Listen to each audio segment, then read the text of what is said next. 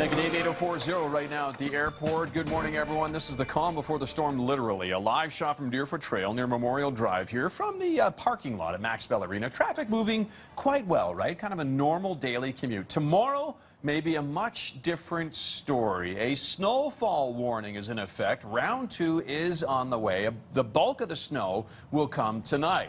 Get ready for more of this. Down trees, branches, lots of power outages. All the snow building up on power lines as well, causing arcing in our city, knocking out electricity. That's just what happened overnight. Communities all over the city dealing with power outages. Still looking ahead to Thursday. Sunshine with a high of 11. It just gets better as we head into the weekend, by the way. All the snow should melt, fingers crossed. Local tire shop operators say, though, it's still way too soon, if you're thinking of it, to put on your snow tires. Experts telling us if you put on your tires right now, they'll wear prematurely because we're expecting the weather to warm up again, possible of a high of 20 on Sunday. Operators do say, though, the early snowfall is a good reminder that winter is on the way. Many shops are already booking appointments into the end of October. Plan ahead.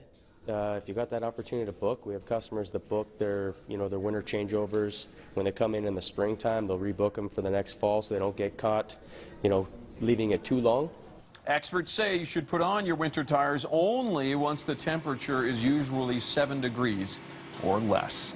It's now 8:05. The head of City Hall's Office of the Councillors is questioning current rules on responding to Freedom of Information requests. Ward 5's Ray Jones says staff members at councillors' offices are often tied up frequently prepping documents in response to requests looking for specific information. Sometimes the requests are frivolous, which result in staff wasting their time. Others are legit, but instead of simply asking for the information through a regular process, people are using Freedom of Information requests, which can mean extra hours of work for City Hall staff. I want cost recovery. I mean, we've had FOIP requests that have been as high as $45,000 on a $20,000 issue. We just had one last week where 3 of our staff in the aldermanic office were they were useless for that week because we couldn't utilize them because they were dealing with a FOIP request. A report is being prepared now detailing just how many Freedom of Information requests are filed with the city clerk's office.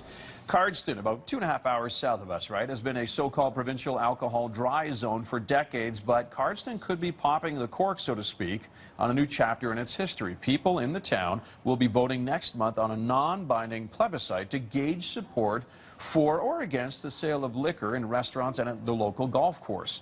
The October 6th plebiscite was brought forward by members of a predominantly Mormon community.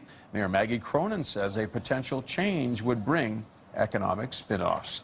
Back here in Calgary, the defense is making its opening statements today in a massive fraud trial. Investigators say the Ponzi scheme built thousands of investors around the world out of about $400 million. Gary Sorensen and Milo Brost pleading not guilty to 2 charges of fraud and theft. Brost is also facing an allegation of money laundering. Police arresting the 2 men back in 2009 for what officers are calling the largest Ponzi scheme in Canadian history. The allegations centering around gold and mining companies allegedly operating in South America, BC, and Yukon.